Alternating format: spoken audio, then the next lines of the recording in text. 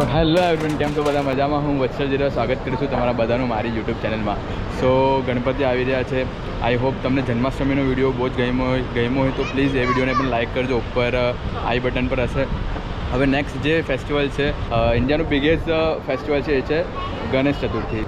સો જેમ Mumbai all over ઇન્ડિયામાં મુંબઈમાં સૌથી વધારે ગણપતિની સ્થાપના થાય છે. લગભગ 1 લાખથી 2 લાખ મોટી મૂર્તિઓ ગણપતિની સ્થાપના થાય છે. પણ સુરત પણ પાછળ નથી. સુરતમાં પણ દર વર્ષે 50,000 થી 60,000 મોટી મૂર્તિઓ અને 30,000 થી 40,000 નાની મૂર્તિઓની સ્થાપના થાય છે. તો આજે હું તમને બતાવીશ ગણપતિ કઈ રીતે બને છે. ગણપતિ મેકિંગનો આખું વર્કશોપ સુરતમાં. એડ્રેસ હું મેન્શન નહીં કરી શકું, પણ વિડીયો ગમે તો લાઇક કરજો, ચેનલને સબસ્ક્રાઈબ કરજો અને શેર કરજો. તો ચાલો શરૂ કરીએ વિડીયો.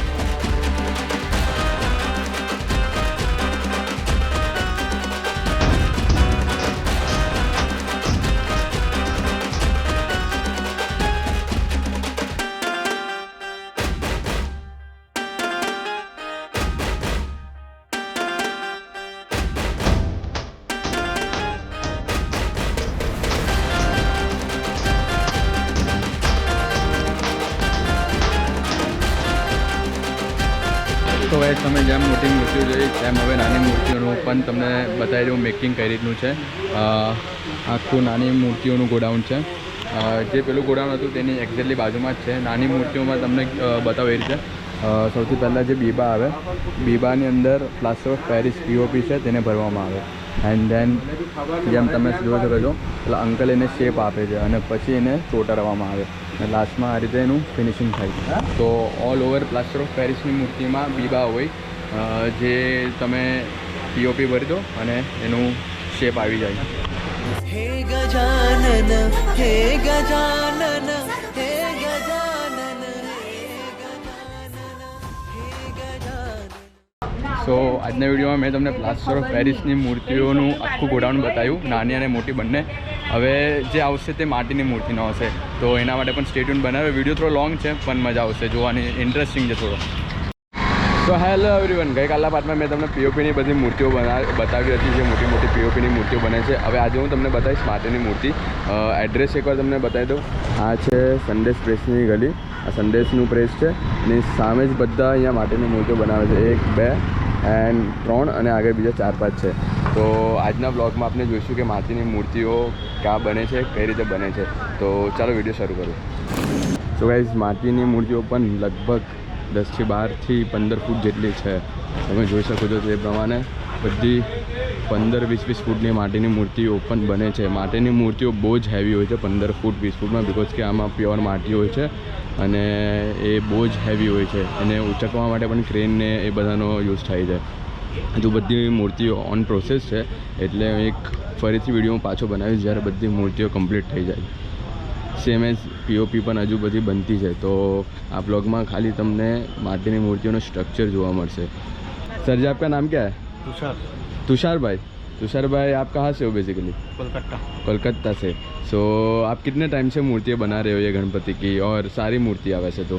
ये तो लगभग कितना 5-6 महीना से काम चालू है. 5-6 महीना से चालू है काम. और कितनी मूर्तियाँ बनाई है आपने इस बार? कितना 100-120 होगा. 100-120. और मैक्सिमम हाइट कितनी है मूर्ति की जो आपने बनाई है? 9 फीट. 9 फीट से मतलब, और स्टार्टिंग 2-3 फुट से लेके 9 फीट तक की मूर्तियाँ बनाते हैं.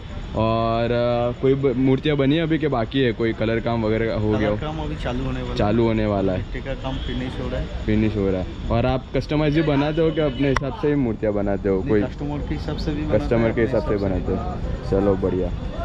सो ये है तुषार भाई जाके ओनर। मैंने एड्रेस जैसे મેન્શન किया था, સંદેશ પ્રેસની સામેની ગલી છે। આ વર્ષની તો ઓલરેડી બધી બુક થઈ ગઈ છે, તો કોઈને પણ બુકિંગ કરાવવું હોય તો અહીંયા જરૂરથી કોન્ટેક્ટ કરજો તુષારભાઈ, અને એડ્રેસ તો મેં મેન્શન કર્યું જ છે નીચે, તો ડુ વિઝિટ ગાઈઝ। બહુ જ મસ્ત મસ્ત મૂર્તિઓ તુષારભાઈ બનાવે છે। આજે 21 તારીખ થઈ છે અને લગભગ હજુ 10 દિવસ બાકી છે, એટલે મોસ્ટ ઓફ ધ મૂર્તિઓ હજુ અંડર પ્રોસેસમાં છે। સો હોપફુલી એક બીજો વિડીયો બનાવીશ જેમાં હું આખું કલરકામ સાથે ટચઅપ થઈને રેડી હશે એવી મૂર્તિઓ પણ બતાવીશ। નાની નાની મંગલ મૂર્તિઓ જે રેડી છે, સો થોડી ઘણી મૂર્તિઓ જે રેડી થઈ રહી છે તેનું ફાઇનલ ટચઅપ બી ચાલી રહ્યું છે, જે 1-2 દિવસમાં લઈ જવાના હશે। હવે આપણે જોઈએ બીજા જે આજુબાજુના મૂર્તિ કલાકારો છે એના વર્કશોપમાં જઈને જોઈએ કે એમને શું કર્યું છે। આઈ થિંક લાસ્ટ જે 5 દિવસ હોય ત્યારે જ મોસ્ટ ઓફ ધ લોકો કલર કરાવે છે મૂર્તિને, તો એવું ટચઅપ રહે, બિકોઝ કે બહુ બી કલર કરાવી દો તો બટ ઓબ્વિયસલી થોડો કલર ડલ થવા લાગે અને ધૂળ લાગે અને કોઈને હાથ લાગે તો ગંદુ થઈ જાય, એટલે આ લોકો ખાલી માટીનું સ્ટ્રક્ચર બનાવીને રેડી રાખે છે અને ધેન એ લોકો લાસ્ટ જ્યારે 4-5 દિવસ બાકી હોય ગણપતિ આગમનના ત્યારે જ એ લોકો કલર કરે છે। પીઓપીની મૂર્તિ અને માટીની મૂર્તિમાં બહુ જ ડિફરન્ટ છે। તો પીઓપીની મૂર્તિ ખાલી બીબા હોય, સ્ટ્રક્ચર અંદરથી કંઈ જ નહીં હોય, જ્યારે માટીની મૂર્તિ તમે જોઈ એ પ્રમાણે આખું એનું માટીથી બનાવવામાં આવે છે, એ બહુ જ ભારે હોય છે। પીઓપીની મૂર્તિઓ જેટલી હાઇટ્સ હોય તે પ્રમાણે મોંઘી હોય, માટીની મૂર્તિ એનાથી વધારે કોસ્ટલી હોય, પણ માટીની મૂર્તિ જનરલી લોકો 8 થી 10 ફૂટમાં જ પ્રિફર કરે છે, નહીં તો એ ખંડિત થઈ જાય છે, અને ખંડિત થઈ જાય તો એ અપશુકન ગણાય, તો બધા પીઓપીની મૂર્તિ વધારે લાવે છે જે મોટા મોટા યુવક મંડળો છે તે। આ છે બીજું એમની બાજુનું સ્ટોલ। આને ઉચકવા માટે તો ક્રેન બોલાવવું પડશે, એટલી મોટી મૂર્તિ।